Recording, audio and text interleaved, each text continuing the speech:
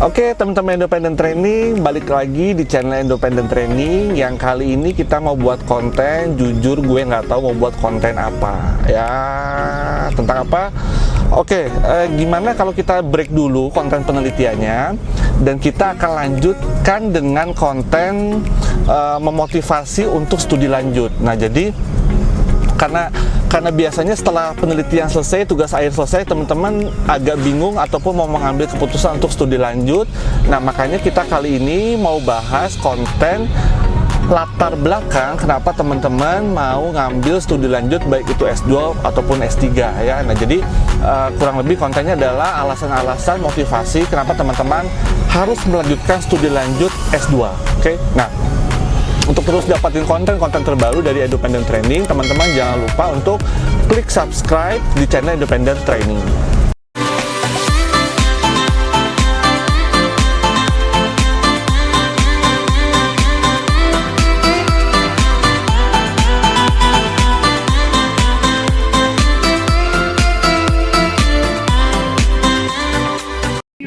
Oke, kembali lagi teman-teman di video Independent Training. Jadi sesuai tadi sudah yang saya sampaikan di awal, bahwa kali ini kita mau break dulu bicara penelitian, dan kita akan bahas video ataupun konten motivasi mengapa kamu perlu untuk studi lanjut ya. So, teman-teman stay terus di channel Independent Training untuk kita lihat in detail kontennya. Oke, teman-teman. Nah, tadi kita mau bahas konten kali ini adalah mau bahas mengapa kita perlu melakukan studi lanjut lagi. Nah, jadi ini sebetulnya pertanyaan mendasar. Teman-teman yang sudah selesai S1 pasti akan bertanya kepada saya biasanya, Sir, atau apa mungkin nggak ya saya melakukan studi lanjut lagi. Kalaupun studi lanjut lagi saya lakukan, kenapa saya perlu melakukan studi lanjut? Karena ini in term of cost, in term of investment cost, akan ada pengeluaran biaya. Nah, sebetulnya worth it atau tidak kita melakukan keputusan untuk studi lanjut ya.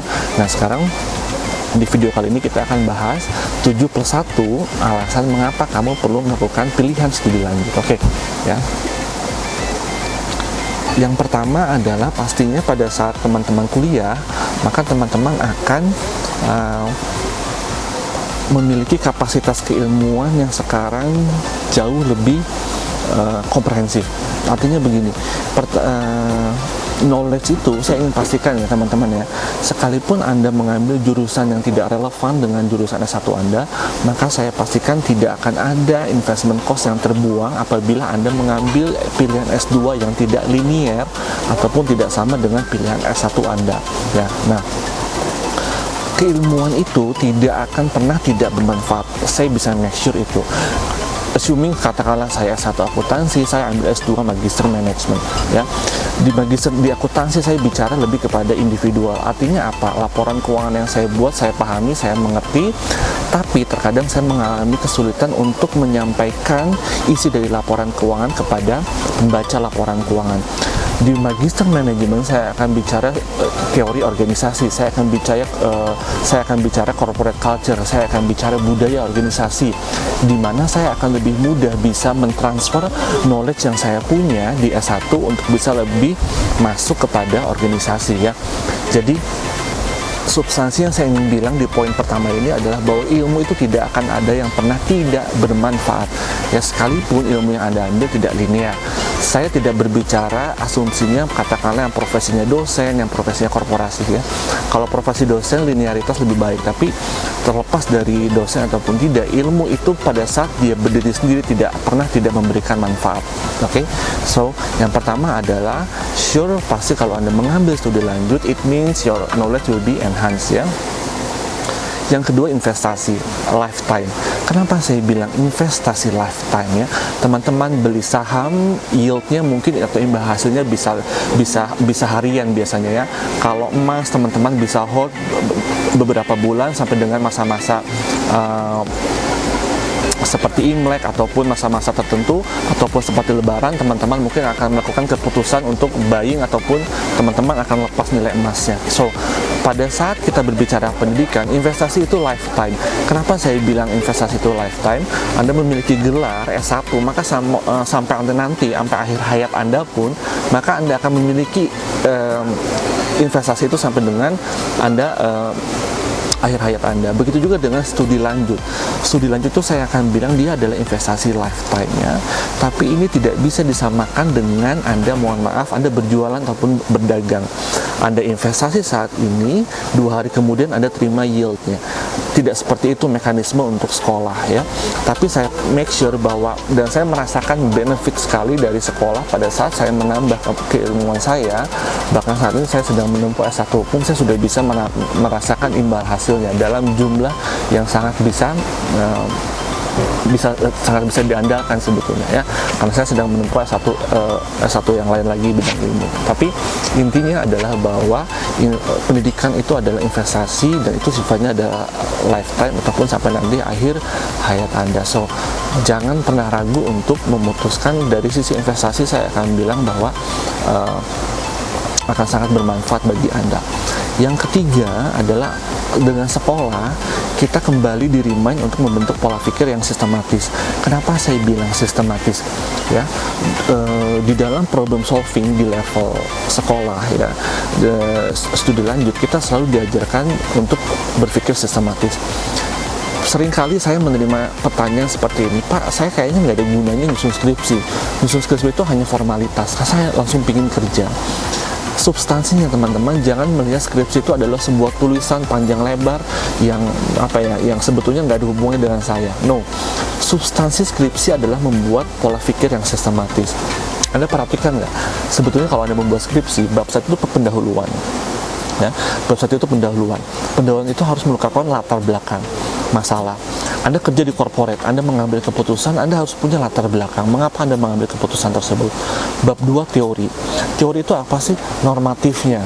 Teman-teman pada saat di korporasi akan bilang bahwa pada saat kondisi tidak baik, tidak semestinya, maka Anda teman-teman harus tahu kondisi yang normatifnya. Bab 2 landasan teori. Bab 3 metodologi. How to solve-nya. Ya, di perusahaan Anda memiliki suatu masalah tadi, kemudian bagaimana Anda cara memecahkannya, tools-nya, metodologi ya. Kemudian Anda akan masuk ke bab 4 hasil ya. Bab 4 hasil, Anda di korporasi Anda akan menyajikan suatu pemaparan bahwa Anda memiliki masalah, normatifnya seperti apa, alat pemecahan masalahnya seperti apa, dan akhirnya Anda sajikan kepada BOD adalah result and discussion ataupun bab 4. So, jangan pernah bilang Anda bahwa tugas akhir Anda itu tidak bermanfaat bagi Anda di korporasi. Secara tulisan memang tidak bermanfaat mungkin, tapi ingat substansi penulisan tugas akhir adalah pola pikir sistematis ya. So mari kita buka wawasan kita untuk melihat sesuatu itu tidak begitu sempit, begitu kecil ya. Oke, so dengan Anda kuliah lagi S2, Anda akan menyusun tugas akhir lagi, ya. Di sana Anda akan diminta untuk berpikir sistematis, ya. Bahkan kalau Anda perhatikan tugas-tugas kuliah yang S2-nya applied, ya, kayak magister, ya, itu Anda akan diminta case-case dan jawabannya itu adalah sesuai dengan sistematika, ya. Nah, itu sangat bermanfaat sekali Anda untuk masuk dalam dunia pekerjaan ataupun Anda yang saat ini sedang bekerja untuk tetap mengutamakan pola pikir yang sistematis. Pola pikir yang sistematis akan bermanfaat untuk penyelesaian masalah yang mudah dimengerti. Orang bisa follow bagaimana, orang bisa mengikuti bagaimana Anda alurnya menyelesaikan sesuatu. Tidak loncat sana loncat sini, ya, karena apa, sistematika tidak ada. Ya, oke. So itu pola pikir yang sistematis. Berikutnya, dengan Anda sekolah, pasti mau tidak mau Anda akan memperluas komunitas. Anda bertemu teman-teman baru, Anda bertemu dengan dosen-dosen baru. Bahkan perlu saya bilang, sebagian pekerjaan saya ini waktu itu adalah sebagian dari dosen saya sendiri pada saat saya S2, ya. Nah, so perluas komunitas itu akan memperluas jaringan Anda, ya. Jadi kalau memang Anda sekolah tidak ada investasinya, no, mohon maaf, sekolah tidak ada yield, sekolah tidak ada imbal hasilnya. Dengan Anda perluas komunitas, nanti Anda ketemu dosen-dosen yang sudah bekerja di korporasi jauh lebih senior, dia akan memberikan, mungkin bisa akan memberikan peluang, ya. Walaupun apapun Tuhan yang menentukan, tapi kita kan wajib untuk ikhtiar, ya. Nah, perluas komunitas, atau bisa jadi dari teman-teman Anda, teman-teman korporasi, ya. Nah, itu yang saya sampaikan, bahwa perluas komunitas adalah salah satu benefit dari Anda melakukan studi S2. Oke, next, kenapa kita S2 lagi? Ada yang bilang pengen jadi kaya, why not? Baru aja saya interview yang sudah menyelesaikan S1 dan akan lanjut kepada S2. Kenapa saya bilang Anda lanjut S2?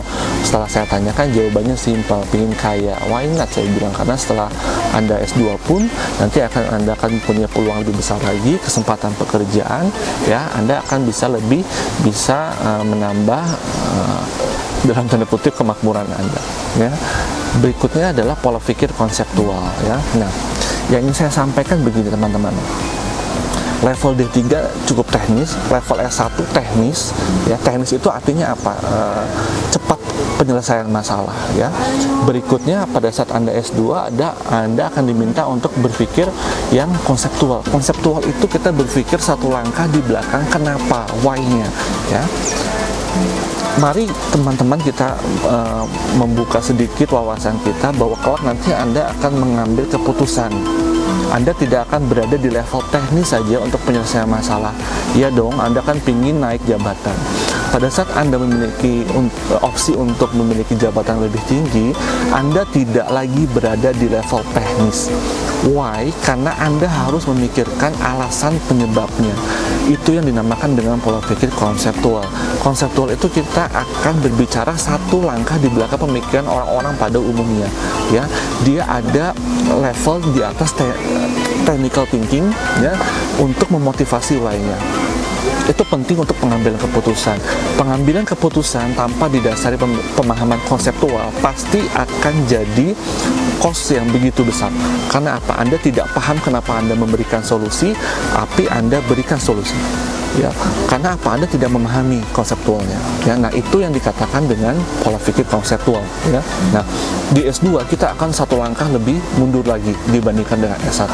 Ya, nah itu poin nomor 6. Poin nomor 7, clock is ticking and then use it. Ya, kenapa saya bilang? Karena kita tidak mau buang-buang waktu kita. Teman-teman, S2 di Indonesia itu rata-rata 3 semester. Semester 1 kuliah, semester 2 kuliah, semester 3 adalah tugas akhir. It means artinya Anda kuliah murni sebelum cuma 1 tahun, ya, karena di semester ketiga Anda sudah mulai tesis harusnya. Nah, atau mungkin ada juga yang pas semester, di semester keempat dia tesis, ya. 1 tahun itu saya bilang tidak terasa teman-teman, ya. Anda boleh 1 tahun itu bandingkan dengan jalan-jalan kesana kemari, ya. Tahu-tahu waktu habis. Bandingkan kalau Anda ambil S2 malam yang kuliahnya 2-3 jam, kemudian Anda selama 1 tahun Anda sudah punya Anda sudah mendekati gelar S2, ya, karena semester ketiga sudah tesis, ya. Nah, itu yang saya sampaikan bahwa clock is ticking and then use it, ya. Don't ever waste, ya.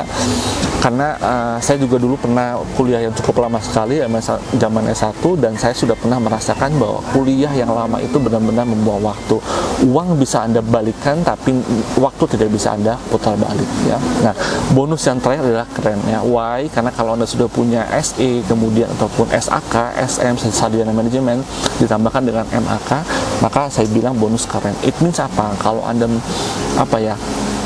orang-orang yang melihat bahwa Anda punya S2 itu berarti Anda minimal kalau Anda S2 itu Anda dinilai memiliki effort yang lebih daripada orang pada umumnya. Karena apa? Pada saat selesai S1 Anda masih Anda masih menyisihkan waktu lagi untuk studi lanjut. Di saat yang teman-temannya malamnya pada pulang ke rumah, kamu masih pada kuliah, ya. Minimal Anda dinilai bahwa Anda memiliki nilai juang yang saya bilang tidak seperti pada umumnya, karena Anda masih studi lanjut. So, pada saat Anda menuliskan gelar SM, SAK, MM, MAK, ya, maka ataupun MHUM, MH, ya, maka saya akan bilang itu bonus menjadi keren, ya. Dan nggak apa-apa ditulis saja, karena apa? Anda layak, ya. Anda layak memiliki gelar itu, dan Anda jangan pernah malu untuk memiliki gelar itu, ya. Karena apa? Anda earn it, dan Anda berjuang setengah mati untuk mendapatkan gelar itu, ya. So, bonus menjadi keren setelah S2 dapat banget, ya. Nah, jadi oke, teman-teman, itu 7+1. Kenapa saya bilang 7+1? Karena kurang lebih ada 8 yang bonus kerennya, silakan mau diambil atau tidak. Intinya adalah teman-teman, saya mengencourage teman-teman untuk kuliah lagi S2, ya. Never stop learn, ya. Karena apa? Dengan Anda belajar, Anda memiliki 8 nilai tambah tadi yang sudah saya sampaikan. Oke, so itu kurang lebih konten kita hari ini. Kita break sebentar dari penelitiannya. Karena apa? Karena sekolah itu menjadi poin untuk kita memiliki survival strategi, terutama di masa ekonomi ASEAN, di masa di mana arus tenaga kerja dan investasi dari luar masuk ke Indonesia, begitu juga dengan Indonesia keluar ya. So teman-teman harus punya silakan membentuk masing-masing survival strateginya. Kalau teman-teman ada yang lain, silakan memiliki strategi lain, tapi saya hanya menyampaikan dari sisi studi lanjut. Oke, so tetap di channel Independent Training.